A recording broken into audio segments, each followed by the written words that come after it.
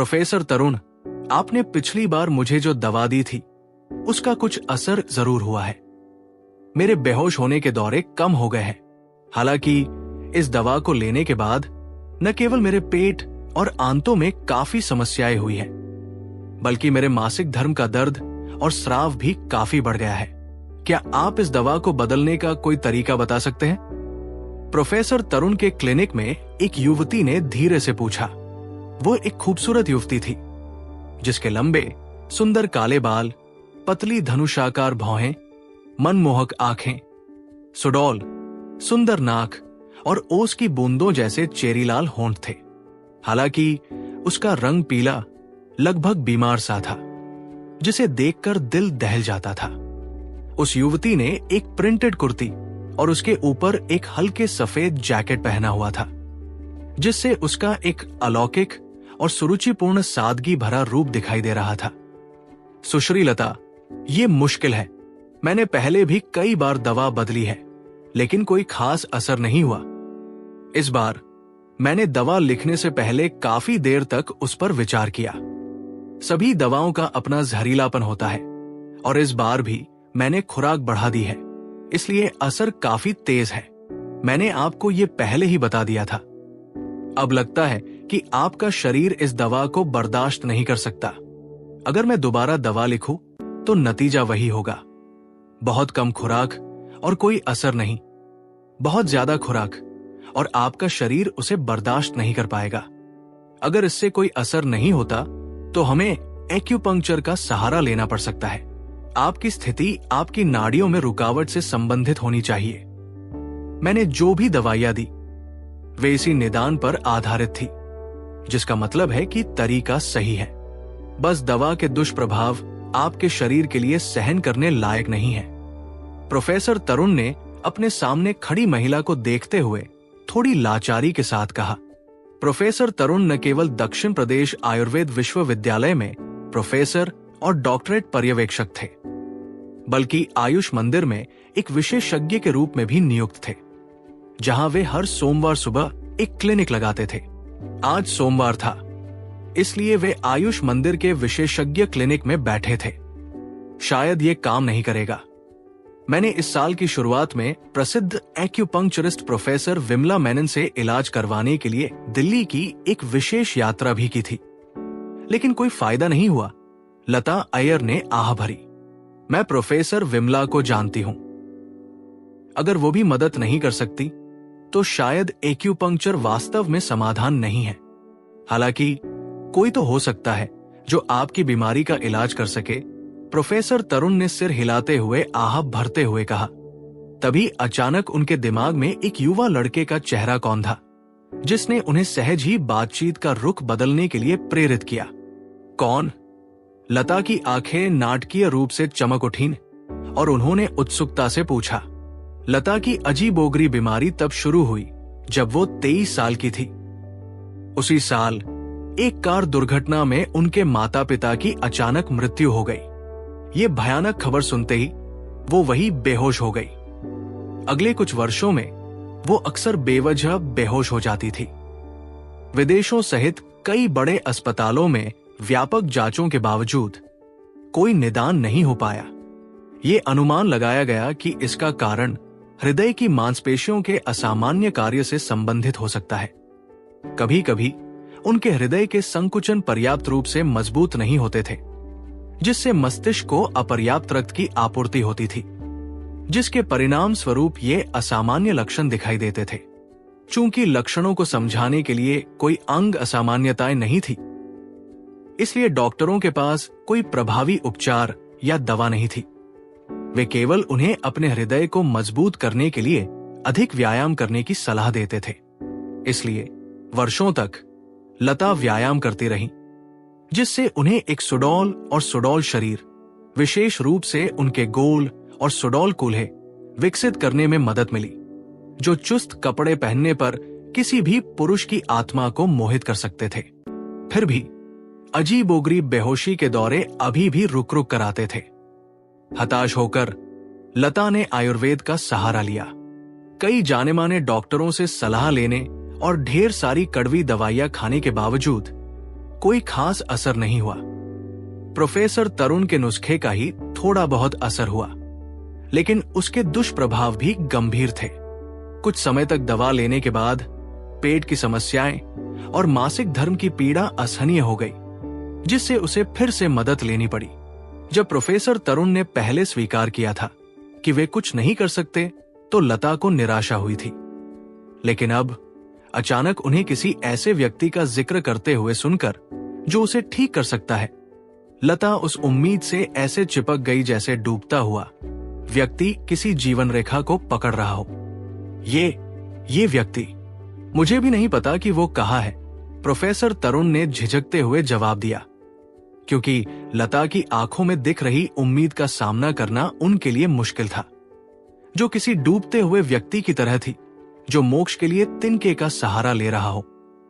तुम्हें नहीं पता? तुम्हें कैसे नहीं पता? लता ने चौंकते हुए जवाब दिया।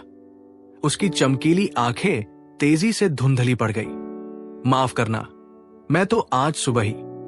लता के चेहरे पर निराशा के भाव देखकर प्रोफेसर तरुण को देवांश कुलकर्णी का जिक्र करने पर अफसोस हुआ। चूंकि उन्हें देवांश का पता नहीं था, तो उसकी उम्मीदें क्यों बढ़ाए और उन्हें बेरहमी से तोड़ दे।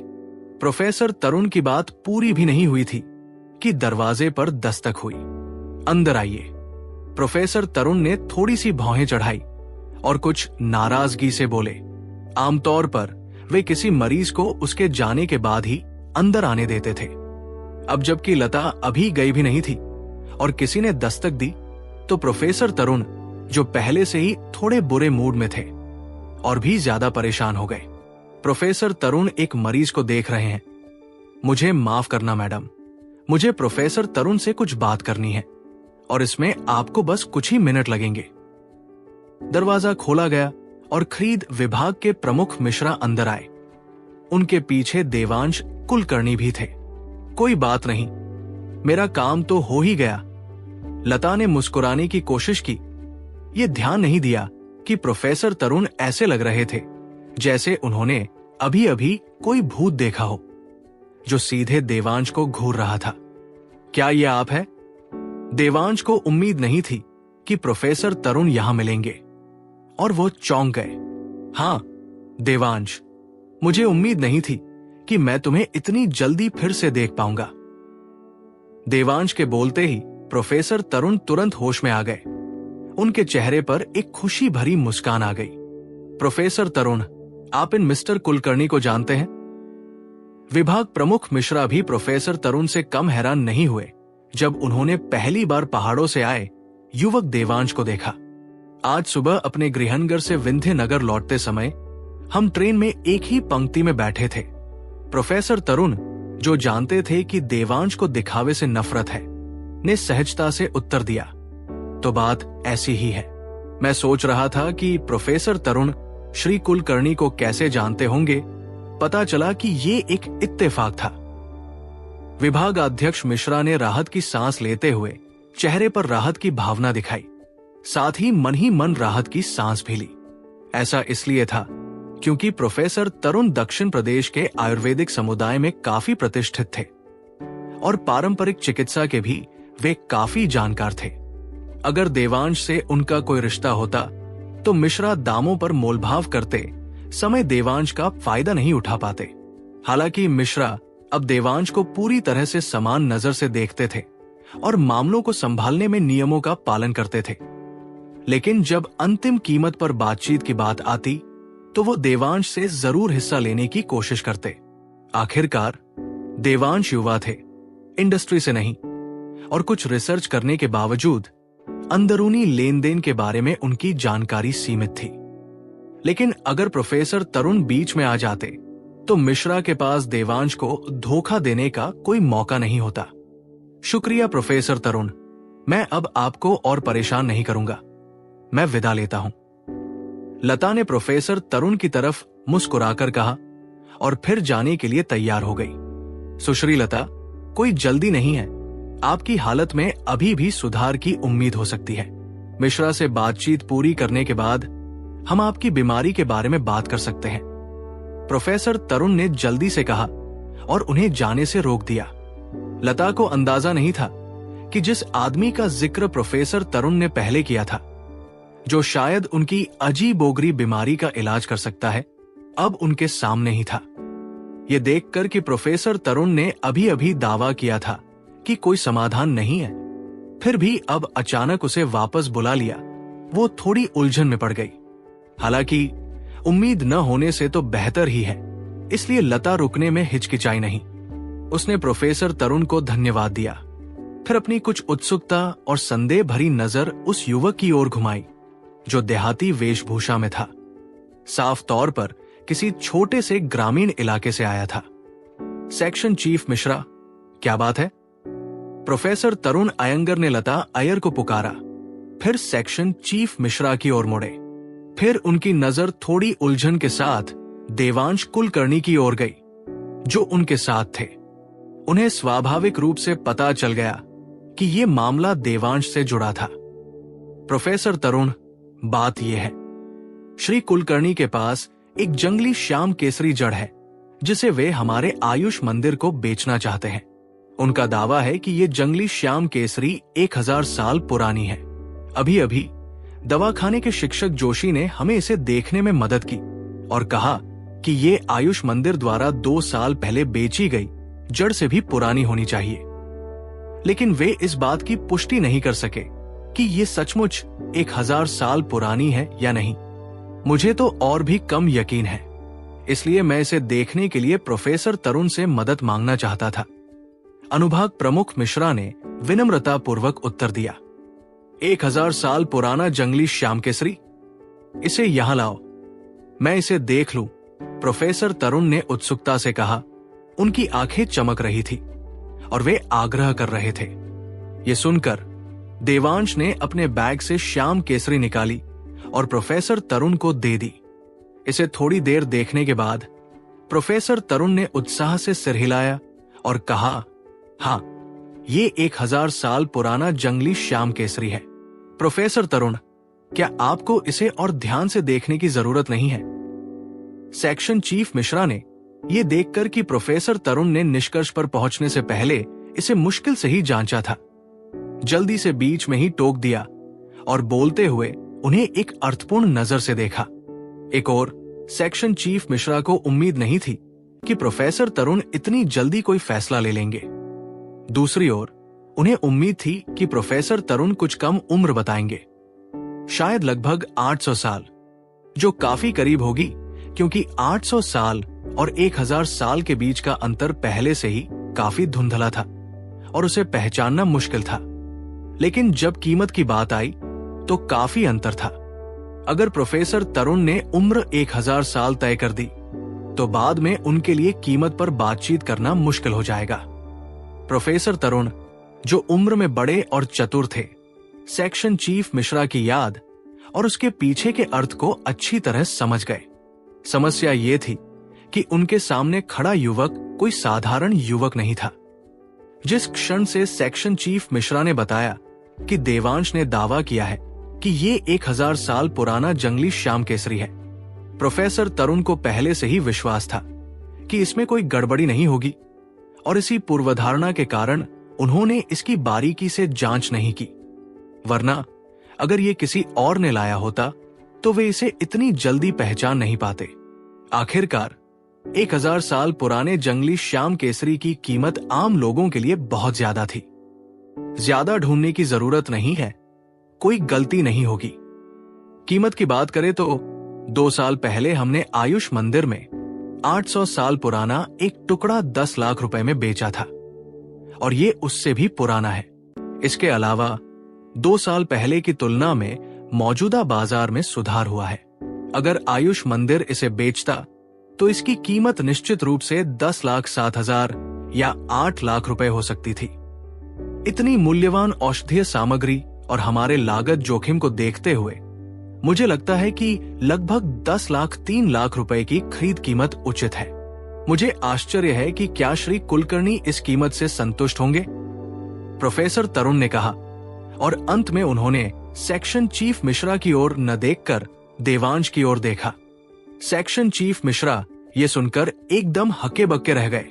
आखिर क्या प्रोफेसर तरुण वाकई आयुष मंदिर में एक आउटपेशेंट विशेषज्ञ के तौर पर काम कर रहे थे, या फिर वे उनसे मुंह मोड़कर इस तरह से सब कुछ उलट-पुलट कर रहे थे।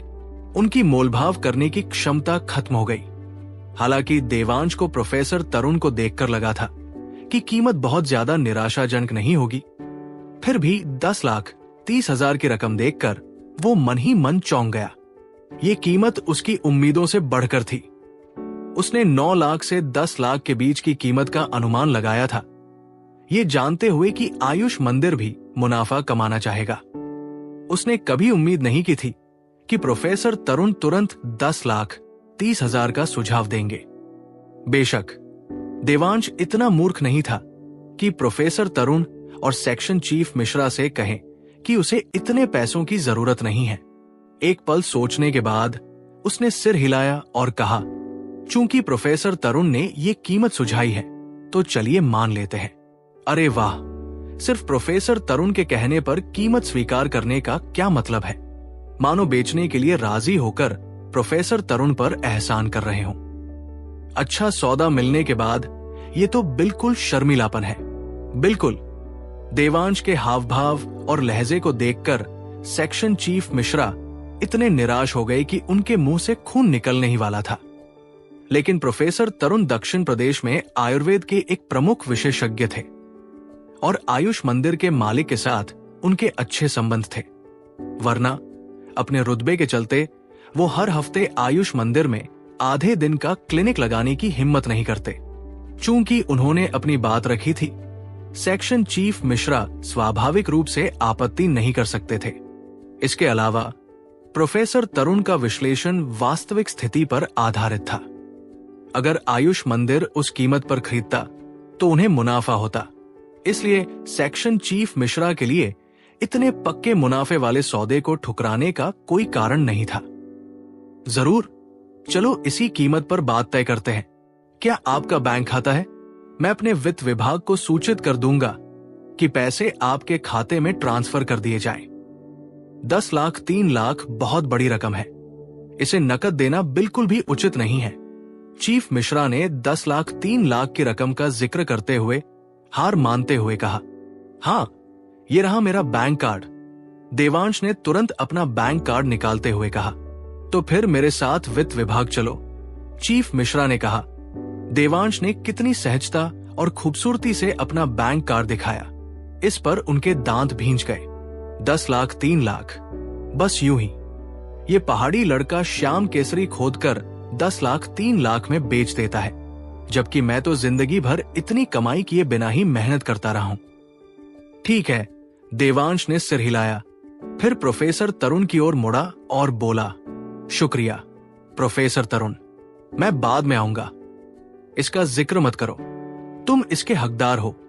प्रोफेसर तरुण ने मुस्कुराते हुए जवाब दिया। जाहिर तौर पर यह सुनकर कि देवांश बाद में लौटेगा, वे खुश थे और उन्होंने जल्दी से शिष्टाचार से जवाब दिया।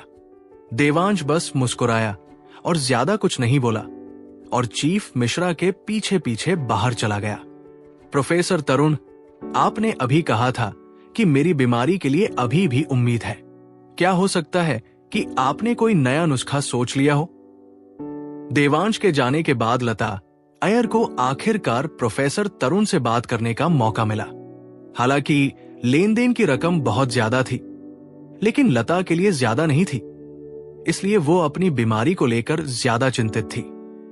नहीं, मुझे डर है कि मैं आपकी बीमारी के लिए कुछ नहीं कर सकता, लेकिन याद रखें, मैंने किसी ऐसे व्यक्ति का जिक्र किया था जो आपकी दुर्लभ बीमारी का इलाज कर सकता है।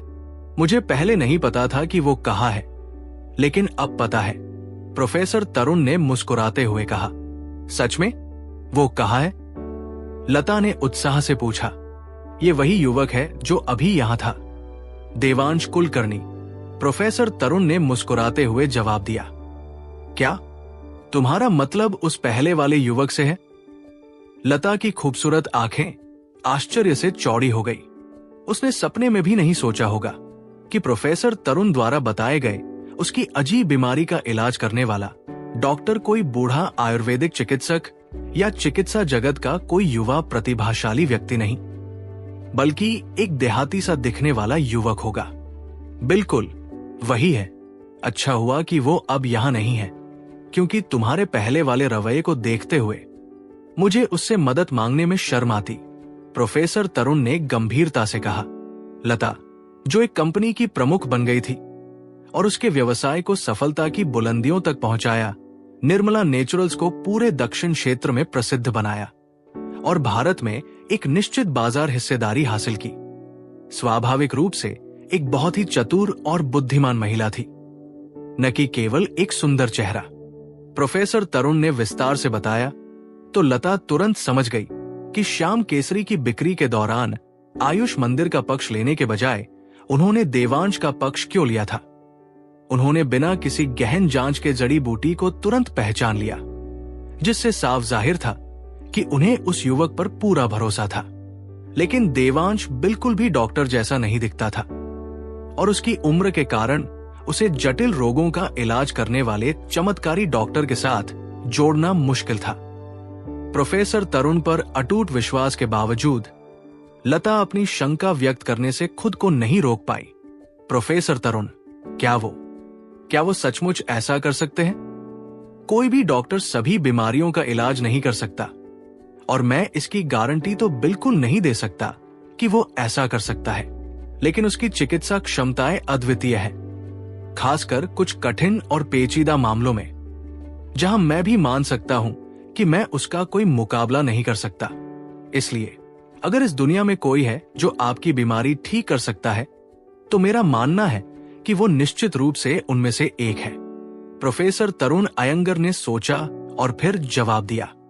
रेलवे स्टेशन से निकलकर रास्ते में प्रोफेसर तरुण ट्रेन में हुई घटना और देवांश कुलकर्णी के साथ हुई बातचीत के बारे में बार बार सोचते रहे। आखिरकार उन्हें एक कठोर सच्चाई का एहसास हुआ। हालांकि देवांश उनसे बहुत छोटा था, फिर भी उसकी चिकित्सा क्षमताएं शायद उससे बेहतर थी, यहां तक कि कुछ मामलों में तो अतुलनीय भी। उदाहरण के लिए अस्थमा के इलाज की चमत्कारी विधि प्रोफेसर तरुण जानते थे। दुनिया में ऐसा दूसरा व्यक्ति मिलना बहुत मुश्किल होगा। ठीक इसी वजह से जब उन्होंने लता अय्यर के चेहरे पर निराशा देखी, तो उन्हें अचानक देवांश की याद आ गई। प्रोफेसर तरुण को यह कहते देख लता को, भले ही वो संशयी थी, संदेह व्यक्त करना अनुचित लगा और वो बस यही उम्मीद कर सकती थी कि वो युवक उतना ही प्रभावशाली हो जितना प्रोफेसर तरुण ने बताया था। लेकिन जब भी वो उस युवा चेहरे के बारे में सोचती, जिस पर अभी भी अपरिपक्वता की एक झलक दिखाई देती थी, तो लता निराश होने से खुद को नहीं रोक पाती थी। आखिरकार ये एक अजीब बीमारी थी जिसका इलाज कई दिग्गज पूर्वी और पश्चिमी डॉक्टर नहीं कर पाए थे। क्या कोई युवक सचमुच ऐसा कर सकता है? सुश्री अय्यर, जब तक हम देवांश के आने का इंतजार कर रहे हैं, मैं पंजीकृत अन्य मरीजों से मिलूंगा।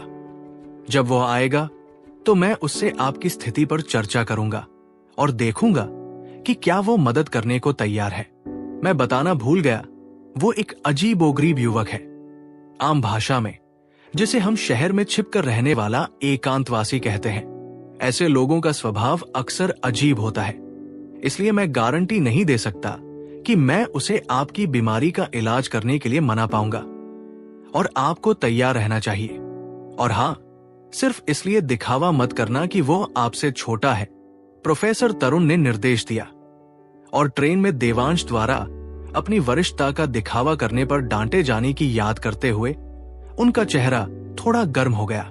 प्रोफेसर तरुण के आग्रह पर लता, जिसका मनोबल कुछ कमजोर था, को फिर से उम्मीद जगी और उसने जल्दी से कहा, धन्यवाद प्रोफेसर तरुण, मैं इसका ध्यान रखूंगा। आप आगे बढ़े, मैं बाहर इंतजार करूंगा। ठीक है, तो मैं औपचारिकता नहीं निभाऊंगा, प्रोफेसर तरुण ने सिर हिलाकर जवाब दिया। विशेषज्ञ के स्वास्थ्य का ध्यान रखने और निदान प्रक्रिया के लिए पर्याप्त समय देने के लिए प्रतिदिन विशेषज्ञ परामर्श के समय आमतौर पर सीमित होते हैं। प्रोफेसर तरुण अपने व्यापक चिकित्सा अनुभव के साथ बाद में पंजीकृत हुए मरीजों को तुरंत देख लेते थे, क्योंकि उनकी कोई भी स्थिति गंभीर नहीं थी। जब तक देवांश विशेषज्ञ परामर्श कक्ष में वापस आया, प्रोफेसर तरुण के पास देखने के लिए केवल एक ही मरीज बचा था। देवांश स्वाभाविक रूप से प्रोफेसर तरुण को परेशान नहीं करना चाहता था, इसलिए वो भी बाहर इंतजार करने के लिए तैयार हो गया। इस समय उसके चेहरे पर पहले जैसी शांति दिखाई दे रही थी, लेकिन उसकी धड़कनें सामान्य से कहीं ज्यादा तेज थी, क्योंकि उसकी जेब में रखे बैंक कार्ड में अब 13 लाख रुपए की भारी भरकम रकम थी। किसी भी आम नौजवान के लिए यह पहले से ही एक भावनात्मक टूटन का कारण बन जाता, फिर भी वो शांत भाव बनाए रखने में कामयाब रहा, जो निश्चित रूप से कोई छोटी उपलब्धि नहीं थी। थोड़ी तेज धड़कन वाकई कोई असामान्य बात नहीं थी। नमस्ते, मेरा नाम लता अय्यर है। हम अभी प्रोफेसर तरुण के क्लिनिक रूम में मिले थे। आपसे मिलकर मुझे खुशी हुई। जैसे ही देवांश क्लिनिक रूम की ओर बढ़ा, लता ने उसे 13 लाख रुपए की भारी भरकम रकम संभालते देखकर शांत भाव से उसे चुपके से देखना शुरू कर दिया। उसे आखिरकार यकीन हो गया कि ये नौजवान कोई आम नहीं है, और उसे याद आया कि उसकी अपनी बीमारी भी इसी नौजवान पर निर्भर है। इसलिए वो उठी, अपनी सुंदर कमर हिलाई, उसके पास गई और अपना नाजुक हाथ बढ़ाया। नमस्ते, मेरा नाम देवांश कुलकर्णी है और मुझे भी आपसे मिलकर खुशी हुई। देवांश, जो अब तक कई खूबसूरत महिलाओं को देख चुका था, लता जैसी खूबसूरत महिला को अपनी ओर हाथ बढ़ाते देखकर एक पल के लिए घबरा गया, लेकिन फिर उसने हल्की सी मुस्कान के साथ उसका हाथ हिलाया। उसका हाथ मुलायम था, लेकिन आश्चर्यजनक रूप से ठंडा। देवांश ने अनायास ही थोड़ा भौहें चढ़ाई, लेकिन कुछ नहीं कहा। मैं आपसे उम्र में बड़ा हूं, क्या मैं आपको आपके पहले नाम से बुला सकता हूं? लता, जो खुद एक कंपनी की अध्यक्ष थी, स्वाभाविक रूप से कुछ सामाजिक कौशल रखती थी। ये देखकर कि देवांश उनसे बातचीत करने में बिल्कुल भी हिचकिचा नहीं रहा था और अफवाहों के अनुसार उतना चिड़चिड़ा भी नहीं था, उसने बड़ी खूबसूरती से अपने बालों को अपने हाथ से सहलाया, मुस्कुराई और एक दोस्ताना और सहज अंदाज में पूछा, जिससे किसी को भी अलग थलग या असहज महसूस न हो। जरूर, आप कर सकती है, सुश्री अय्यर। देवांश ने सिर हिलाया और मुस्कुराया। खूबसूरत औरतें हमेशा मर्दों को अच्छा महसूस कराती है, खासकर जब खूबसूरती ही उन्हें छूने की पहल करती है। बहुत कम मर्द उसके आकर्षण का विरोध कर पाते थे, और देवांश भी कोई अपवाद नहीं था। इसके अलावा वो स्वाभाविक रूप से पहाड़ी इलाके का एक सीधा सादा आदमी था। वो दूसरों के साथ भी उतना ही अच्छा व्यवहार करता था जितना लोग उसके साथ करते थे। ये देखकर कि देवांश के साथ घुलना मिलना उसकी कल्पना से कहीं ज्यादा आसान था, लता ने मन ही मन राहत की सांस ली और देवांश से बातचीत जारी रखने के बारे में सोच ही रही थी कि तभी क्लिनिक का दरवाजा खुला और आखिरी मरीज अपनी जांच पूरी कर चुका था। देवांश, तुम यहां हो, अंदर क्यों नहीं आए? प्रोफेसर तरुण ने देखा कि देवांश पहले से ही बाहर खड़ा था और थोड़ा चौंके, फिर जल्दी से मुस्कुराते हुए बोले, तुम एक मरीज देख रहे थे, मैं तुम्हें कैसे परेशान कर सकता था? देवांश ने मुस्कुराते हुए जवाब दिया, हैं, ऐसा कहने से मुझे ऐसा लग रहा है जैसे तुम मेरे साथ किसी अजनबी की तरह व्यवहार कर रहे हो। तुम्हारी चिकित्सा क्षमता मुझसे भी ज्यादा गहरी है, तो तुम कैसे परेशान कर सकते हो? प्रोफेसर तरुण हंस पड़े, ये देखकर कि प्रोफेसर तरुण ने डायरेक्टर मिश्रा के सामने तो बड़ी चालाकी से देवांश की पहचान छिपा ली थी, लेकिन अब लता के सामने उन्होंने उसे छिपाने की कोई कोशिश नहीं की। इसके अलावा जब देवांश ने पहले लता का हाथ पकड़ा था तो उसे लगा था कि वो बहुत ठंडा है, और प्रोफेसर तरुण ने लता को पहले रुकने के लिए खास तौर पर कहा था। देवांश को एहसास हुआ कि प्रोफेसर तरुण शायद चाहते थे कि वो इस खूबसूरत महिला का निदान करने में उनकी मदद करे। देवांश उस समय कोई हंगामा नहीं करना चाहता था, लेकिन प्रोफेसर तरुण का उस पर एहसान था और लता ने उस पर अच्छी छाप छोड़ी थी, इसलिए प्रोफेसर तरुण द्वारा उसके लिए एक मरीज लाने की आजादी लेने पर उसे कोई आपत्ति नहीं थी। इसके बजाय वो मुस्कुराते हुए क्लिनिक में गया और विनम्रता से कहा, मैं तो बस एक छात्र हूं, प्रोफेसर तरुण से मेरी तुलना नहीं हो सकती। प्रोफेसर तरुण के बातचीत करने का इंतजार किए बिना देवांश लता की ओर मुड़ा और पूछा, क्या आपको कोई आपत्ति है अगर मैं आपकी नब्ज देखूं? बिल्कुल नहीं। बहुत बहुत शुक्रिया डॉक्टर कुलकर्णी। लता को उम्मीद नहीं थी कि देवांश स्वेच्छा से आगे आएगा और वो बहुत खुश हुई। उसने जल्दी से कहा। जैसे ही देवांश ने अपनी पहचान बताई, लता ने भी उसे संबोधित करने का तरीका बदल दिया।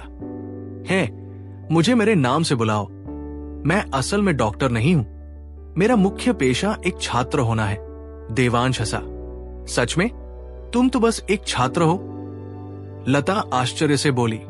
वो सोचती थी कि प्रतिभाशाली लोगों को स्कूल जाने की जरूरत नहीं होती। जाहिर है, मेरी उम्र में पढ़ाई के अलावा मैं और क्या कर रहा होता? देवांश ने हंसते हुए कहा और लता की नब्ज, इंच, बार और क्यूबिट की स्थिति में देखने के लिए अपनी 3 उंगलियां फैला दी। हाल के वर्षों में क्या तुम्हें कभी कभी चक्कर आते हैं या बेहोशी भी आती है?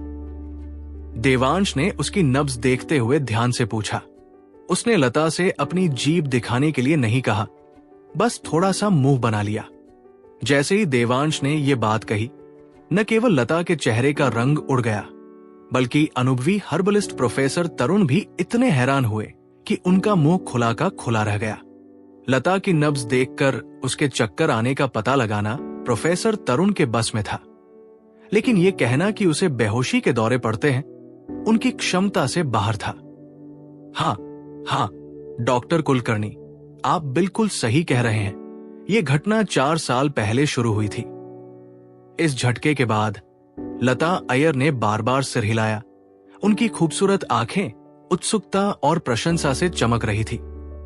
जब उन्होंने देवांश कुलकर्णी को देखा, देवांश लता की नजरों से थोड़ा असहज हुआ और थोड़ा सा हिल गया। कुछ देर सोचने के बाद बोला, क्या 4 साल पहले आपके साथ कुछ भयावह हुआ था जिससे आपकी भावनाएं बहुत ज्यादा अस्थिर हो गई थी? इस पर लता और प्रोफेसर तरुण अयंगर इतने चकित थे कि वे मुश्किल से बोल पा रहे थे। खासकर प्रोफेसर तरुण एक आयुर्वेद चिकित्सक होने के नाते जानते थे कि एक डॉक्टर के लिए किसी बीमारी का निदान करना कितना मुश्किल होता है, मानो वो उसे अपनी आंखों से देख रहा हो। 4 साल पहले मेरे माता पिता एक कार दुर्घटना में मर गए थे और मैं सचमुच बहुत डर गई थी। लता ने काफी देर बाद आखिरकार अपना संयम संभाला। जवाब देते हुए उनकी आंखें थोड़ी लाल हो गई। माफ करना, मेरा इरादा तुम्हें वो दर्दनाक यादें याद दिलाने का नहीं था। देवांश, हालांकि उसे अंदाजा था कि कुछ साल पहले लता के साथ कुछ भयावह हुआ था, लेकिन उसने सोचा भी नहीं था कि ये इतनी दुखद घटना होगी और उसने सच्चे दिल से माफी मांगी।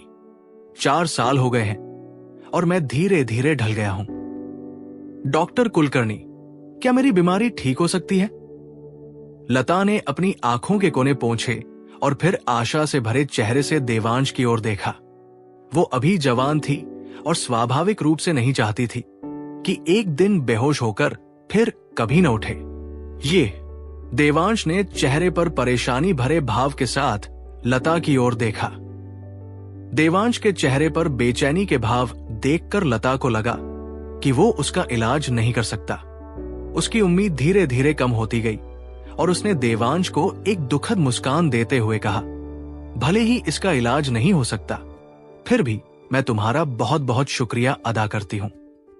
लता के चेहरे पर दुखद मुस्कान देखकर देवांश के दिल में एक अजीब सी पीड़ा हुई और वो बोल पड़ा, मैंने ये नहीं कहा कि इसका इलाज नहीं हो सकता।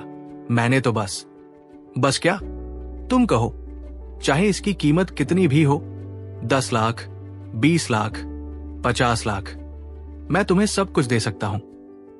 लता का चेहरा अचानक चमक उठा और उत्साह में उसने अचानक देवांश के हाथ पकड़ लिए। मैं पैसों के लिए बीमारियों का इलाज नहीं करता। तुम्हें चिंता करने की जरूरत नहीं है। बस तुम्हारी हालत मेरे लिए इलाज करने में थोड़ी असहज है। देवांश ने व्यंग्यात्मक मुस्कान के साथ कहा और धीरे से अपने हाथ लता से अलग कर लिए। पैसों के लिए नहीं? लता थोड़ी स्तब्ध रह गई। उसकी नजर धीरे धीरे देवांश पर हतप्रभ हो गई। उसने पाया कि अब वो सामने खड़े युवक को समझ नहीं पा रही थी। क्या वो अभी कुछ देर पहले ही पैसे कमाने के लिए श्याम केसरी नहीं बेच रहा था? और बीमारी का इलाज करने में इतनी असुविधा क्या हो सकती है? डॉक्टर कुलकर्णी, क्या आपका मतलब दवा की बजाय मालिश या एक्यूपंक्चर से है? प्रोफेसर तरुण आखिरकार एक डॉक्टर थे और लता की हालत को कुछ हद तक समझते थे।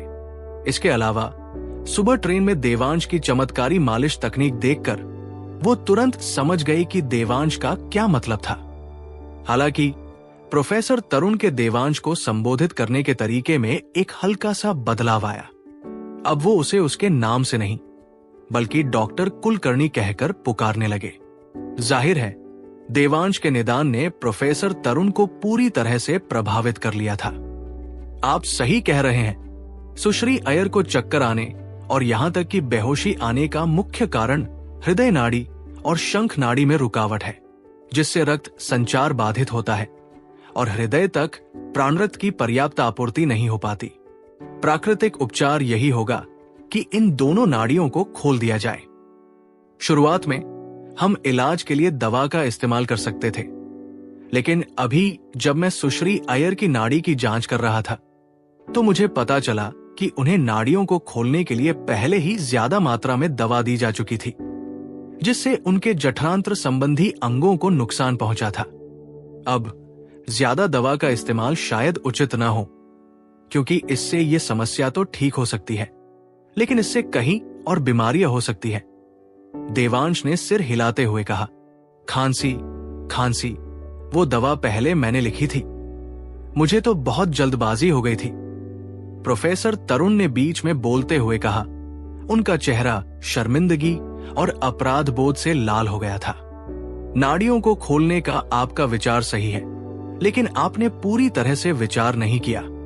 आयुर्वेद और पश्चिमी चिकित्सा में एक बड़ा अंतर यह है कि आयुर्वेद पूरे मानव का इलाज करता है, न कि सिर्फ सिरदर्द के लिए सिर या पैर के दर्द के लिए पैर का। आपने सिर्फ नाड़ियों को खोलने पर ध्यान केंद्रित किया।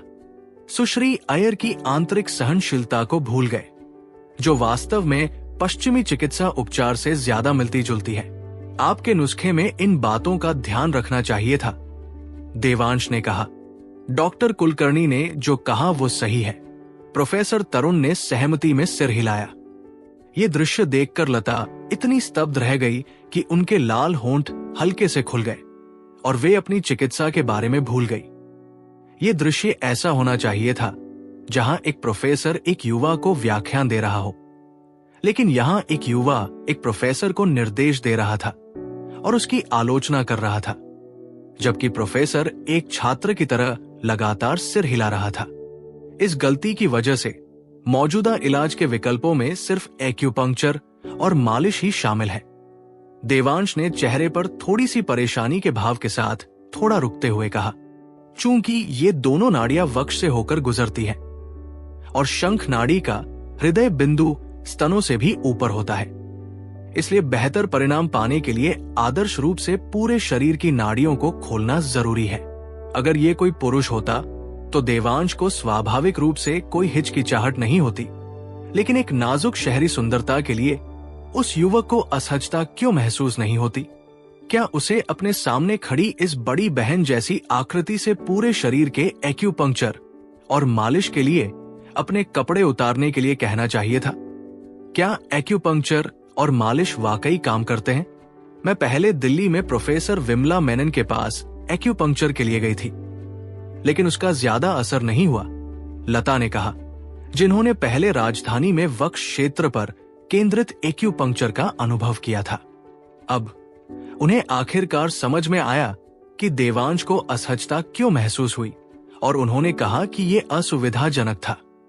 यद्यपि लता एक महिला अधिकारी थी और आमतौर पर शर्मीली नहीं थी, फिर भी जब उसने पूछा तो उसके गाल जलने लगे और उसकी आवाज कांपने लगी।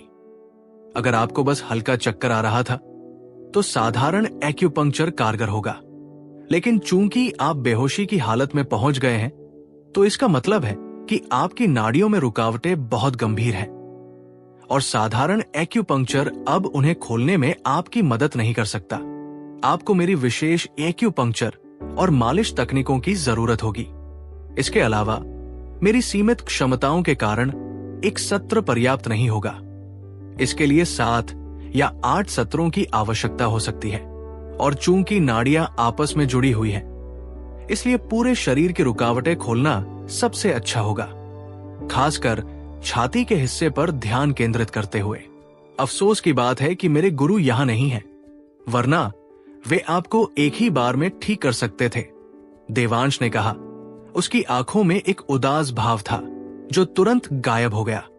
चूंकि ऐसा ही है, तो क्या मैं डॉक्टर कुलकर्णी को एक्यूपंक्चर मालिश में मदद करने के लिए परेशान कर सकता हूं? लता ने अपने चमकते होठों को काटा। उनकी आवाज कांप रही थी और उन्होंने एक लंबे विराम के बाद हकलाते हुए अनुरोध किया, ये कैसा रहेगा? मैं शुरुआत तुम्हारे पेट और शरीर को नियंत्रित करने वाली कुछ दवाइयां दूंगा, और लगभग 1-1.5 साल बाद, जब तुम्हारा जठरांत्र तंत्र पूरी तरह ठीक हो जाएगा, मैं तुम्हें नाड़ियों को खोलने का एक नुस्खा दूंगा। कुछ समय तक इसे लेने के बाद तुम ठीक हो जाओगी। क्योंकि स्त्री पुरुष में भेद होता है, इसलिए यह तुम्हारे लिए और मेरे लिए भी असुविधाजनक है ना? लता को देखकर देवांश का मन थोड़ा बेचैन हो गया। मैं अचानक बिना जाने कब बेहोश हो जाती हूं। यह बहुत हो गया। मैं अब और इंतजार नहीं करना चाहती। अगर आप एक्यूपंक्चर और मालिश में मेरी मदद कर सके तो आज ही कर लेते हैं, लता अय्यर ने दांत पीसते हुए कहा, और हिम्मत से देवांश कुलकर्णी की ओर देखा। अब वो पहले की तरह कांपती और सिर झुकाती नहीं दिख रही थी। डॉक्टर कुलकर्णी, सुश्री अय्यर एक अच्छी इंसान है। उन्होंने पहाड़ी इलाकों के कई बच्चों को शिक्षा दिलाने के लिए उन्हें आर्थिक मदद दी है, इसलिए आपको सुश्री अय्यर की हालत में और देरी नहीं करनी चाहिए। इसके अलावा एक डॉक्टर का कर्तव्य माता पिता का होता है, और सुविधा का कोई सवाल ही नहीं है। निजी तौर पर मुझे आपकी अनोखी मालिश तकनीकों पर और भी ज्यादा भरोसा है, प्रोफेसर तरुण अयंगर ने कहा, यह देखकर कि देवांश अभी भी थोड़ा हिचकिचा रहा था, और लता की ओर देखकर उसे मनाने लगे। ऐसे में मैं सिर्फ अपमान ही कर सकता हूं। एक युवती को भी कोई आपत्ति न होने और प्रोफेसर तरुण के ऐसा कहने पर देवांश के पास मना करने का कोई कारण नहीं था। खासकर जब प्रोफेसर तरुण ने बताया कि लता ने पहाड़ों में कई बच्चों को प्रायोजित भी किया है, तो देवांश को और भी ज्यादा सम्मान का एहसास हुआ। ऐसा नहीं है कि आप मुझे नाराज कर रहे हैं, लेकिन मुझे आपको धन्यवाद देना चाहिए। धन्यवाद डॉक्टर कुलकर्णी, लता ने देवांश को प्रणाम करते हुए कहा। जैसे ही उसने प्रणाम किया, उसकी गर्दन थोड़ी सी खुली हुई थी, जिससे चीनी मिट्टी जैसी सफेद त्वचा दिखाई दे रही थी, जिसने युवा देवांश को अंदर ही अंदर उत्तेजित और पीड़ा पहुंचाई। लेकिन पहले ही कहे जा चुके शब्दों के कारण उसके पास उन्हें वापस लेने का कोई रास्ता नहीं था। इसके अलावा प्रोफेसर तरुण के शब्द गलत नहीं थे। इस बीमारी का सबसे अच्छा इलाज वास्तव में एक्यूपंक्चर और मालिश ही था।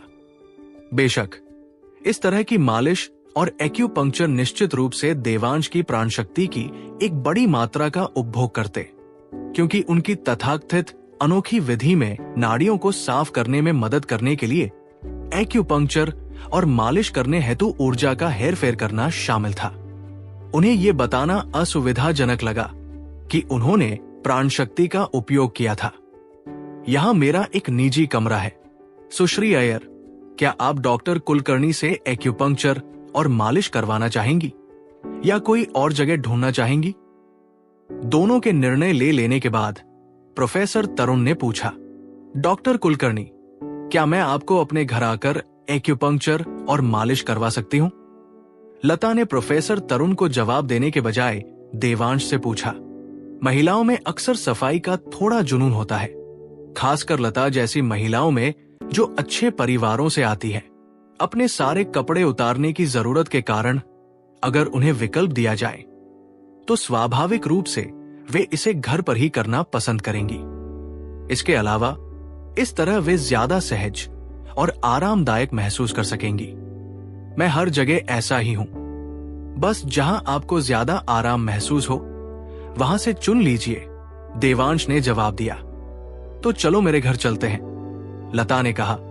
फिर प्रोफेसर तरुण की ओर मुड़ी और कृतज्ञता पूर्वक बोली, प्रोफेसर तरुण, मैं सचमुच आपकी बहुत आभारी हूं। आज का दिन सुविधाजनक नहीं है, लेकिन मैं किसी और दिन आपसे मिलकर अपना आभार व्यक्त करूंगी। सुश्री अय्यर, आप बहुत ज्यादा विनम्र हो रही हैं। मैंने वास्तव में कुछ खास नहीं किया, बल्कि हो सकता है कि मैंने आपको कुछ परेशानी में डाल दिया हो। प्रोफेसर तरुण ने उत्तर दिया। प्रोफेसर तरुण, कृपया ऐसा न कहें। मेरी हालत पहले से ही इतनी खराब है कि उसका इलाज करना मुश्किल है, लता ने जल्दी से जवाब दिया। हमारे लिए तो हो सकता है, लेकिन डॉक्टर कुलकर्णी के लिए नहीं, प्रोफेसर तरुण ने आत्मीयता से कहा। प्रोफेसर तरुण, आपकी चिकित्सा कुशलताएं बहुत प्रभावशाली है। बस कोई बात नहीं, मैं अपना पता छोड़ जाऊंगा। अगर कुछ हो तो आप मुझे लिख सकते हैं, लेकिन बेहतर होगा कि आप मुझसे मिलने ना आए। मेरे माता पिता अब भी चाहते हैं कि मैं खूब पढ़ाई करूं और किसी अच्छे विश्वविद्यालय में दाखिला लूं। देवांश शुरू में प्रोफेसर तरुण की तारीफ करना चाहता था, लेकिन उसे लगा कि यह थोड़ा बेतुका लग रहा है, क्योंकि उसकी नजर में प्रोफेसर तरुण की चिकित्सा कुशलताएं ज्यादा से ज्यादा औसत से ऊपर थी। इसलिए आधे रास्ते में ही उसने बस एक कलम और कागज उठाया और प्रोफेसर तरुण के लिए अपना स्कूल और कक्षा छोड़ दी। उस सुबह ट्रेन में प्रोफेसर तरुण ने उनका संपर्क विवरण मांगा था, लेकिन उस समय देवांश अभी भी उनसे सावधान था और उन पर पूरा भरोसा नहीं कर पा रहा था।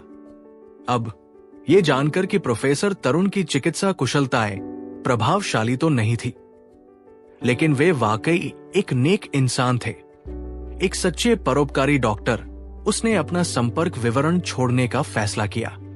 शुक्र है उस समय किसी को नहीं पता था कि देवांश क्या सोच रहा था, वरना अगर किसी को पता चलता कि कोई युवक प्रोफेसर तरुण के चिकित्सा कौशल की गुप्त रूप से आलोचना करने की हिम्मत करता है, तो वे जरूर गुस्से से उछल पड़ते और उसे डांटते। प्रोफेसर तरुण ने कभी उम्मीद नहीं की थी कि पहले ट्रेन में देवांश से उसका संपर्क विवरण न पूछ पाने के बाद और अब उसके चिकित्सा कौशल को और भी चमत्कारी होते देखकर और उम्मीद करने की हिम्मत न होने के कारण देवांश सचमुच अपना संपर्क विवरण छोड़ने की पहल करेगा। हालांकि उन्होंने कहा कि उनसे न मिलना ही बेहतर है। उन्होंने ये भी बताया कि पत्र लिखना संभव है, जिसका मतलब था कि अगर मुसीबत में देवांश सलाह लेने आए तो उन्हें कोई आपत्ति नहीं होगी। प्रोफेसर तरुण के लिए ये एक अप्रत्याशित खुशी थी।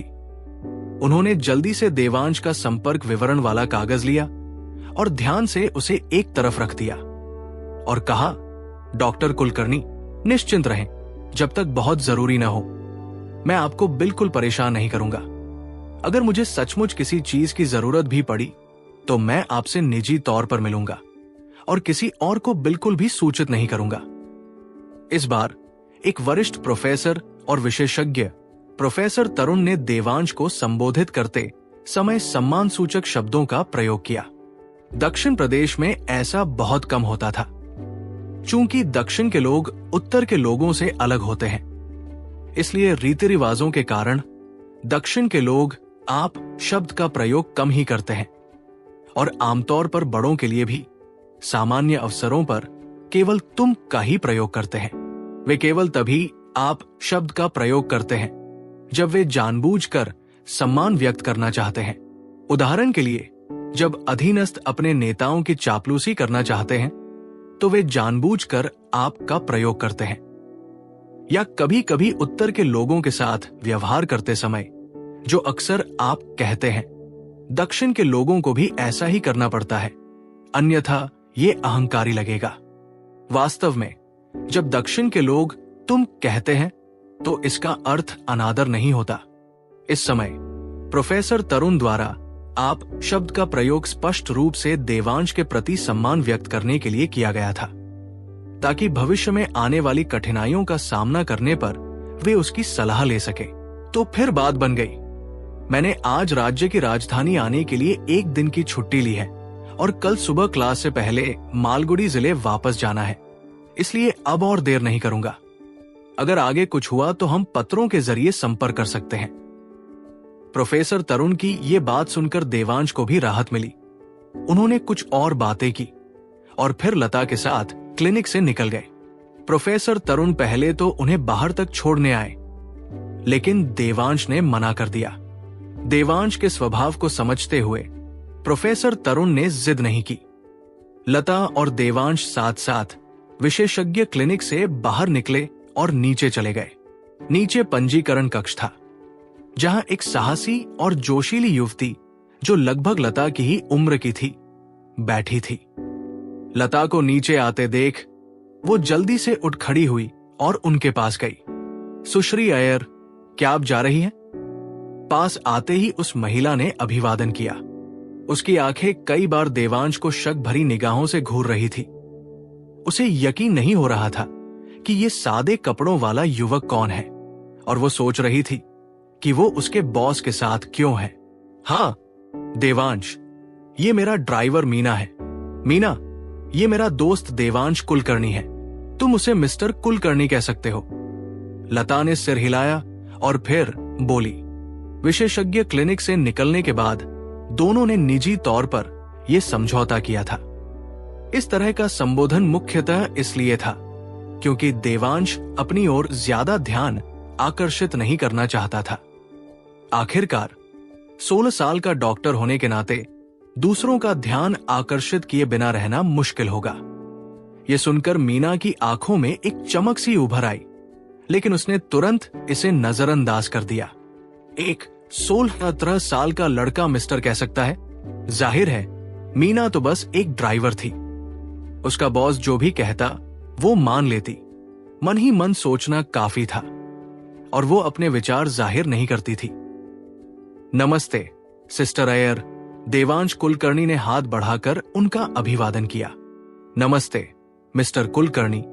मीना की आंखें फिर से आश्चर्य से चमक उठीं। उसने उम्मीद नहीं की थी कि इतने सादे कपड़े पहने ये युवक इतनी उदारता और उचित व्यवहार करेगा। उसकी वेशभूषा या उम्र के हिसाब से तो बिल्कुल भी नहीं। मुझे बस देवांश कहो। मिस्टर कुलकर्णी बहुत अजीब लगता है, देवांश ने मुस्कुराते हुए कहा। आप बॉस अय्यर के दोस्त हैं। मैं आपको आपके पहले नाम से पुकारने की हिम्मत नहीं कर सकती, मीना ने मुस्कुराते हुए जवाब दिया और फिर आगे बढ़ने लगी। कुछ ही देर में वे पार्किंग स्थल पर पहुंच गए, जो अब के विपरीत, जहां हर जगह गाड़ियां खड़ी रहती हैं, बिल्कुल खाली था। बेशक वहां शायद ही कोई लग्जरी कार थी। ज्यादातर काली मारुति एस्टीम या सफेद एम्बेसडर क्लासिक्स, साथ ही कुछ फिएट और प्रीमियर पद्मिनी भी थी। इसलिए लता अय्यर की इंपोर्टेड काली ऑडी 200 वहां खड़ी नजर आ रही थी। देवांश ने एक नजर में उस कार को देखा और सोचा कि यह अच्छा है। तभी मीना आगे बढ़ गई, कार का पिछला दरवाजा खोला और लता को बैठने देने की कोशिश की, लेकिन लता रुक गई। देवांश की ओर मुड़ी और बोली, देवांश तुम्हारे बाद। देवांश ने लता के सामने कोई औपचारिकता नहीं निभाई और ऑडी 200 में बैठ गया। अक्सर जब तक आप तुलना नहीं करते, तब तक आपको चीजों के बीच के अंतर का एहसास नहीं होता। पहली बार जब देवांश सेडान में सवार हुआ तो उसे टैक्सी बहुत आरामदायक लगी, पहाड़ों से आने वाली उन जर्जर जीपों से कहीं बेहतर। अब ऑडी 200 में बैठकर उसकी चिकनी चमड़े की सीटों को छूते हुए वो खुद को रोक नहीं पाया और बोला, ये वाकई बहुत अच्छी कार है, छूने में भी आरामदायक लगती है। ये सुनकर मीना की आंखों में एक उपहासपूर्ण चमक आ गई। उसने मन ही मन सोचा, एक पहाड़ी लड़का तो पहाड़ी लड़का ही होता है। शायद उसने जिंदगी में कभी इतनी अच्छी कार नहीं चलाई होगी। ये मीना की गलती नहीं थी। उस जमाने में गाड़ी चलाना काफी प्रभावशाली माना जाता था, और एक महिला के लिए तो और भी ज्यादा। हालांकि मीना सिर्फ एक ड्राइवर थी, उसकी कमाई आयुष मंदिर के कई फार्मासिस्टों से ज्यादा थी। इसके अलावा लता अय्यर के साथ वो सरकारी अधिकारियों और व्यापारियों से मिली, जिससे स्वाभाविक रूप से उसका नजरिया बेहतर हुआ। देवांश जैसे सादे कपड़े पहने हुए व्यक्ति के लिए अगर लता का रिश्ता न होता तो वो उसे एक नजर भी नहीं देखती। है, ये इतना महंगा नहीं है, बस लगभग 4 लाख रुपए का है। अब तुम करोड़पति हो। अगर तुम चाहो तो आसानी से एक खरीद सकते हो।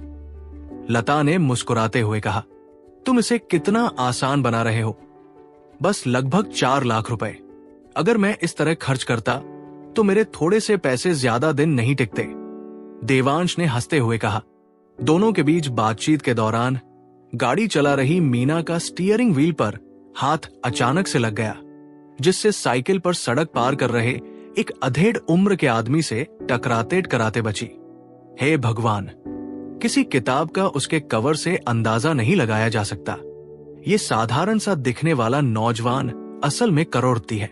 अगर तुम इतने पैसे खर्च नहीं कर सकते तो मैं एक खरीद कर तुम्हें दे सकती हूं, लता ने कहा। यह सुनते ही स्टीयरिंग व्हील पर मीना का हाथ एक बार फिर कांप उठा। 4 लाख की गाड़ी, अगर तुम गिफ्ट देना भी चाहते तो यह तरीका नहीं था। और दूसरी तरफ वो भी एक पहाड़ी नौजवान था। मैं इस साल सिर्फ 16 साल का हूं, अभी हाई स्कूल का छात्र हूं। अगर आप मुझे कार भी दे दें तो भी मुझे उसकी कोई जरूरत नहीं होगी, देवांश ने हंसते हुए कहा। तभी लता को एहसास हुआ कि देवांश अभी छोटा है और कार होने पर भी वो उसे चला नहीं पाएगा, इसलिए वो बस अजीब तरह से हंस पड़ी। लता का अपार्टमेंट 20 मंजिला ऊंची इमारत थी, जो शहरी इलाके में बहने वाली कालिंदी नदी के किनारे स्थित थी। ये पूरे विंध्य शहर में ऊंची इमारतों वाले आवासीय अपार्टमेंट की पहली पीढ़ी थी और सचमुच एक उच्च स्तरीय आवासीय क्षेत्र था। अंदर एक लिफ्ट, सेंट्रल एयर कंडीशनिंग और एक सुरक्षा प्रवेश प्रणाली थी। जब भी कोई आता तो निवासी इंटरकॉम का इस्तेमाल करके पूछताछ कर सकते थे और यहां तक कि टीवी पर भी आगंतुक की उपस्थिति देख सकते थे, ठीक वैसे ही जैसे मुंबई के कुछ टीवी धारावाहिकों में दिखाई जाती है। इस प्रकार आम लोगों के लिए इन ऊंची इमारतों वाले अपार्टमेंट में रहना मुंबई में रहने जैसा था। उस समय मुंबई एक बेहद विकसित शहर का प्रतीक था। आज की तरह नहीं, जब भारत के कुछ मुख्य शहर मुंबई के बराबर आ गए हैं और कुछ मामलों में मुंबई से कमतर भी नहीं है। बेशक ऐसे आलीशान अपार्टमेंट की कीमत बहुत ज्यादा होती थी, प्रति वर्ग फुट लगभग 5,000 रुपए तक, जबकि आसपास के साधारण अपार्टमेंट की कीमत ज्यादा से ज्यादा 1 से 2,000 रुपए प्रति वर्ग फुट होती थी। हालांकि देवांश मालगुडी ग्रैंड होटल देख चुका था और एक ग्रामीण व्यक्ति के तौर पर कह सकता है कि उसने दुनिया देखी थी, लेकिन होटल एक आवासीय संपत्ति से अलग होता है। इसलिए जब वो पहली बार लता के साथ यदु रेजिडेंसी, इस पहली पीढ़ी के ऊंचे अपार्टमेंट में पहुंचा तो देवांश को अभी भी आश्चर्य हुआ, खासकर इसलिए क्योंकि लता का अपार्टमेंट 19वीं मंजिल पर था, जहां फर्श से छत तक ऊंची खिड़कियों के सामने खड़े होकर चौड़ी कालिंदी नदी और विंध्य नगरी का अधिकांश हिस्सा देखा जा सकता था। ऐसा इसलिए था क्योंकि उस समय विंध्य नगरी राज्य की राजधानी होने के बावजूद वहां ज्यादा गगनचुंबी इमारतें नहीं थी और शहरी क्षेत्र भी उतना बड़ा नहीं था। ये जगह वाकई बहुत अच्छी है। देवांश जमीन से छत तक ऊंची खिड़कियों के सामने खड़ा होकर नीचे का नजारा देख रहा था। उसे एक उपलब्धि का एहसास हो रहा था और वो खुद को खुशी से फूला नहीं समा रहा था। अगर आपको ये पसंद है तो यदु रेजिडेंसी में अभी भी कुछ बिना बिके घर हैं। मैं आपको एक खरीदने में मदद कर सकती हूँ। इसलिए अगर आप 2-3 साल में यूनिवर्सिटी की पढ़ाई के लिए विंध्य सिटी आएंगी तो आपके पास कैंपस के बाहर रहने के लिए एक जगह होगी, लता ने कहा। बहन अय्यर, मैं पहले ही कह चुका हूं, मैं पैसों के लिए मरीजों का इलाज नहीं करता। अभी भी यही हाल है और आगे भी यही रहेगा। मैं अपनी मेडिकल स्किल्स का इस्तेमाल रोजी रोटी कमाने के लिए नहीं करूंगा। अगर मैंने ऐसा किया तो मैं अपनी जिंदगी जीने का तरीका ही खो दूंगा। देवांश ने लता के इरादे भांपते हुए गंभीर भाव से कहा। देवांश का दृढ़ निश्चय देखकर लता ने मुआवजे के बारे में सोचना बंद कर दिया और मुस्कुराते हुए बोली, लगता है मैं जिंदगी भर तुम्हारा एहसान मानूंगी, जिसे मैं चुका नहीं पाऊंगी। तुम्हें मेरी डॉक्टरी पर इतना भरोसा है? क्या तुम्हें डर नहीं है कि तुम जल्दबाजी में बोल रहे हो? देवांश, जो अब लता से परिचित था, सहजता से बोला, एक खूबसूरत महिला अधिकारी के सामने संयम खोते हुए। अगर प्रोफेसर तरुण तुम पर इतना भरोसा करते हैं कि तुम्हारी सलाह लेते हैं, तो मेरे पास तुम पर विश्वास न करने की क्या वजह है? अगर तुम भी मेरी बीमारी ठीक नहीं कर सकते, तो मैं इलाज कराने की उम्मीद पूरी तरह छोड़ दूंगी। जब यह मुझे बुलाएंगे, मैं चली जाऊंगी। लता ने देवांश की ओर देखते हुए कहा। खांसी खांसी, इतनी गंभीरता से मत बोलो। ठीक है, चलो पहले शुरू करते हैं। मुझे अभी कुछ काम बाकी है और खत्म होने के बाद मुझे शाम 6 बजे की ट्रेन भी पकड़नी है। देवांश ने जल्दी से बीच में ही टोक दिया। यह देखकर कि लता थोड़ी निराशावादी हो रही थी। जब देवांश ने शुरू करने का जिक्र किया, तो लता को आने वाले सेशन की याद आ गई और उसका चेहरा अचानक लाल हो गया। उसने बहुत धीमी आवाज में कहा, मैं पहले जल्दी से नहा लेती हूं। उसने देवांश के जवाब का इंतजार नहीं किया। जल्दी से अपने मास्टर बेडरूम में घुस गई और फिर दरवाजा बंद कर लिया। यह देखकर देवांश ने व्यंग्यात्मक ढंग से मुस्कुराया और अपना सिर हिलाया। यह तो बस सुई लगाने और साधारण फिजियोथेरेपी का मामला था। क्या इसके लिए वाकई किसी खास स्नान और कपड़े बदलने की जरूरत थी? देवांश ने मास्टर बेडरूम का दरवाजा खुलने से पहले लगभग 15 मिनट तक बाहर इंतजार किया। सफेद स्नान वस्त्र में लिपटी लता की छाती बर्फ की तरह सफेद दिखाई दे रही थी। उसके बाल कंधों पर बिखरे हुए थे और पानी की कुछ बूंदों से चमक रहे थे, जो असाधारण रूप से आकर्षक लग रहे थे। मैं तैयार हूं। लता अय्यर आगे आने वाले काम के बारे में सोचते हुए कमजोरी से दरवाजे की चौखट पर टिक गई और अपने लाल होठों को काटते हुए देवांश कुलकर्णी से बोली, और मन ही मन खुद से बार बार कह रही थी, वो डॉक्टर है और बच्चा भी है, बस बच्चा। लता ने खुद को कितना भी समझाने की कोशिश की हो, वो देवांश की लगभग 1.7 मीटर की लंबाई, साफ सुथरे उभरे हुए बालों और उसके होठों पर बढ़ती हुई दाढ़ी को नजरअंदाज नहीं कर सकी। वो उसे एक बच्चे की तरह कैसे पाल सकती थी? लता को अंदाजा ही नहीं था कि वो बाथरोब पहने हल्के गीले बालों के साथ दरवाजे की चौखट पर टिकी हुई कितनी आकर्षक लग रही थी। अगर देवांश नेक दिल और दृढ़ निश्चय वाले इंसान न होते, तो शायद कोई भी दूसरा मर्द इस पल उन पर टूट पड़ता। ठीक है, देवांश ने एक गहरी सांस ली और फिर किसी वीर की तरह जो फांसी पर चढ़ रहा हो, उसने अपना सिर उठाया और बेडरूम की ओर चल दिया। देवांश को आते देख लता दरवाजे से मुंह मोड़कर बिस्तर के पास चली गई और देवांश की ओर पीठ करके अपना बाथरोब उतारने लगी। जरा रुको, देवांश ने जल्दी से कहा। उसकी नजरें बेडरूम पर टिक गई। कमरा बहुत ही आरामदायक और स्त्रैण बनाया गया था। सब कुछ गुलाबी रंग का था। गुलाबी पर्दे, गुलाबी बिस्तर, गुलाबी वैनिटी। ऐसी रंग योजना किसी परीक्षा की राजकुमारी की छवि को सहज ही उभार देती थी, जो किसी कॉरपोरेट कार्यकारी एक मजबूत महिला की याद नहीं दिलाती थी। फिर भी महिला कार्यकारी, मजबूत महिला, लता अय्यर का कमरा वाकई गुलाबी था। बेडरूम में फैली रोमांटिक और अस्पष्ट गुलाबी सजावट को महसूस करते हुए देवांश के मन में कोई छेड़खानी वाला विचार नहीं आया, बल्कि उसके भीतर अनजाने में ही कोमल स्नेह की एक गहरी भावना जाग उठी। वो जानता था कि इस मजबूत दिखने वाली औरत के दिल में एक नन्ही राजकुमारी की तरह प्यार और लाड़ प्यार पाने की गहरी चाहत थी, लेकिन जो उसे प्यार और लाड़ प्यार कर सकते थे, वे अब यहां नहीं थे। क्या मुझे इसे उतारकर तुम्हारा इलाज करवाने की जरूरत नहीं है? लता का हाथ टाई पर जम गया, फिर धीरे धीरे ढीला पड़ गया और उसने मुड़कर देवांश से उलझन में पूछा, तुम्हारा इलाज करने से पहले मुझे कुछ बातें समझानी है, ताकि तुम जागरूक रहो और इलाज के दौरान ज्यादा आराम कर सको और मेरा साथ भी दो। वरना अगर तुम्हें कुछ भी पता नहीं है और तुम्हारे विचार अस्त व्यस्त है और तुम्हारी ऊर्जा बेतरतीब ढंग से बिखरी हुई है, तो इसका असर मुझ पर भी पड़ सकता है, देवांश ने समझाया। शुक्रिया, तुम बहुत विचारशील हो, लता ने धीरे से प्रशंसापूर्वक कहा। हम पहले ही दोस्त बन चुके हैं, इसलिए हमें इतना औपचारिक होने की जरूरत नहीं है। चलो बैठकर बातें करते हैं। देवांश ने बेडरूम को देखते हुए कहा, लेकिन अजीब तरह से उसने देखा कि वैनिटी के पास एक कुर्सी के अलावा कोई और कुर्सी नहीं थी।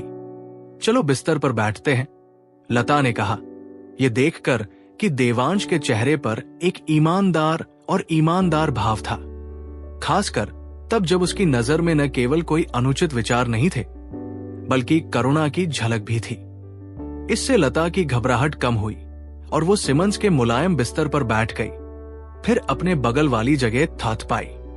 देवांश पहले तो लिविंग रूम में जाने का सुझाव देना चाहता था, लेकिन लता के बिस्तर पर बैठने के निमंत्रण को देखकर और जो वे करने वाले थे उसे याद करके उसे लगा कि ये ठीक है, और वो सिमंस के बिस्तर पर लता के पास जाकर बैठ गया। ये बिस्तर बहुत मुलायम है। दरअसल स्वास्थ्य और तंदुरुस्ती के लिहाज से सख्त बिस्तर पर सोना बेहतर है, देवांश ने बैठते हुए कहा और खुद को गद्दे में धंसता हुआ महसूस किया। बिना सोचे समझे ये बात कही, लेकिन सख्त बिस्तर पर सोने से मेरी हड्डियां दुखती हैं। मुझे मुलायम बिस्तर पसंद है, लता ने जवाब दिया। ठीक है तो ठीक है, देवांश ने यूं ही एक सामान्य टिप्पणी करते हुए कहा और असहायता से मुस्कुराते हुए सिर हिलाया। फिर बात बदल दी। पश्चिमी चिकित्सा अब मानती है कि मानव शरीर में 2 परिसंचरण तंत्र होते हैं, रक्तवाहिकाएं और तंत्रिकाएं। लेकिन आयुर्वेद का मानना है कि एक नाड़ी परिसंचरण तंत्र भी होता है। रक्तवाहिकाएं रक्त ले जाती हैं, तंत्रिकाएं विद्युत संकेतों का संचालन करती हैं, लेकिन नाड़ियां प्राण रक्त ले जाती है। पहले 2 का तो ठीक ठीक पता लगाया जा सकता है, लेकिन नाड़ियां और प्राण रक्त अभी भी रहस्यमय है। कोई भी इसे सही मायने में समझ नहीं सकता या दूसरों को दिखा नहीं सकता। हालांकि नाड़ियां मौजूद हैं और प्राण रक्त भी। हो सकता है कि जब मैं प्राण रक्त कहूं तो आपको समझ ना आए, लेकिन अगर मैं सच्चा प्राण या योगीजनों द्वारा अभ्यास की जाने वाली योगिक ऊर्जा कहूं, जिसके बारे में लोग अक्सर बात करते हैं, तो आपको समझ आ जाएगा। प्राण रक्त वास्तव में उस विशेष ऊर्जा को संदर्भित करता है। मैं समझ रही हूं जब तुम योगिक ऊर्जा का जिक्र करती हो, तो क्या ये असली है, कोई धोखा नहीं? लता ने पूछा। अपनी बात कहने के बाद उसे अचानक लगा जैसे वो देवांश से भी सवाल कर रही हो, और उसने झट से कहा, मेरा मतलब तुमसे नहीं है। मैं जानती हूं कि तुम में वाकई हुनर है। ये कहना जरूरी है कि ज्यादातर योगिक ऊर्जा साधक नकली होते हैं, लेकिन असली भी होते हैं। ये ज्योतिष की तरह है, ज्यादातर लोग धोखा देते हैं, लेकिन असली ज्योतिषी होते हैं। माफ कीजिए, मैं विषय से भटक गया। प्राणरथ की बात पर वापस आते हैं। चलिए इसके बजाय सच्चे प्राण का इस्तेमाल करते हैं। मैं उस विशेष ऊर्जा को सच्चे प्राण के रूप में वर्णित करने का ज्यादा आदी हूं। चूंकि सच्चा प्राण वायु की तरह है, नंगी आंखों से दिखाई नहीं देता, इसलिए हम इसे प्राण कहते हैं। नाड़ियां और सच्चे प्राण का वह तंतु दोनों ही वास्तव में मनुष्य में अंतर्निहित है और व्यक्ति के जीवन और मृत्यु से जुड़े हैं। इसलिए कहावत है, जब तक सांस चलती है तब तक मनुष्य जीवित रहता है। देवता धूप की एक बत्ती के लिए लड़ते हैं। यहाँ प्राण वास्तव में नाड़ियों के भीतर सच्चे प्राण के उस तंतु को संदर्भित करता है, देवांश ने आगे बताया। तो जब तक सांस चलती है तब तक मनुष्य जीवित रहता है। देवता धूप की एक बत्ती के लिए लड़ते हैं, कहावत का यही अर्थ है। लता ने आंखों में चमक के साथ कहा और बीच में बोलने से खुद को रोक नहीं पाई। मानव शरीर में 12 नियमित नाड़ियां और 8 असाधारण नाड़ियां होती है। 12 नियमित नाड़ियां शरीर के किसी अंग को नियंत्रित करती है और शरीर का सच्चा प्राण 12 प्रहरों के अनुसार 12 नाड़ियों में से प्रत्येक में कार्य करता है, जिसे मध्यरात्रि और दोपहर नाड़ी प्रवाह कहा जाता है। खांसी, माफ करना, मैं फिर से विषय से भटक गई। कोई बात नहीं, आप जो कह रहे हैं वो मेरे लिए आंखें खोलने वाला, बहुत दिलचस्प है, लता ने टिप्पणी की। तो यदि किसी अंग में कोई समस्या है तो तदनुसार उस नाड़ी का सच्चा प्राण कुछ अंग बिंदुओं पर अवरुद्ध हो जाता है और फिर व्यक्ति बीमार हो जाता है। यदि एक्यूपंक्चर जैसी विधियों का उपयोग कुछ नाड़ियों और बिंदुओं को उत्तेजित करने के लिए किया जाता है तो इसका चिकित्सीय प्रभाव हो सकता है। इसके विपरीत यदि किसी नाड़ी में कोई समस्या है और सच्चा प्राण उसमें प्रवाहित नहीं हो पाता है, नाड़ियों के माध्यम से अंगों को जीवन ऊर्जा प्रदान करने में असमर्थ है, तो व्यक्ति भी बीमार हो जाएगा। ओह, अब जब आपने समझा दिया है तो मैं पूरी तरह समझ गया हूं। मेरी हालत बिल्कुल वैसी ही है जैसी आपने बताई थी। हृदय नाड़ी और एक और नाड़ी अवरुद्ध है, जिसकी वजह से मेरे दिल में समस्या है। कोई आश्चर्य नहीं कि पश्चिमी चिकित्सा किसी भी समस्या का पता नहीं लगा पाई। नाड़ियां ही है जो उन्हें पता नहीं चल पाती, देवांश ने कहा था। अब लता को आखिरकार पूरी बात समझ आ गई थी। हालांकि ये समझने के बाद उसे अचानक एक और सवाल सूझा और वो खुद को फिर से पूछने से नहीं रोक पाई। मार्शल आर्ट उपन्यासों में अक्सर नाड़ियों, खासकर सुषुम्ना और एड़ा पिंगला नाड़ियों को खोलने और फिर मार्शल आर्ट में माहिर बनने की बात होती है, लेकिन आपने अभी जो कहा उसके अनुसार नाड़ियां